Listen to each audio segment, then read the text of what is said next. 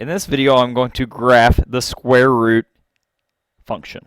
First thing I'm going to do is I'm going to set up the domain and range boundaries.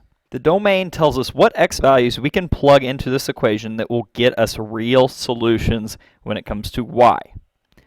The domain is solely based on what is under the square root. What's under the square root must be positive or equal to 0. So what we do is we take that value and we set it greater than or equal to 0. When we solve, we subtract 6 from both sides and we say x has to be greater than or equal to negative 6.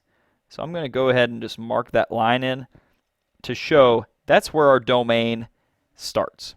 Our range is a little bit more difficult to see, but I think that if you look at where the domain starts at x is negative 6. When you plug that value in, this part becomes 0 and you're left with negative 3. So you know at this point, negative 6, negative 3 is our first point.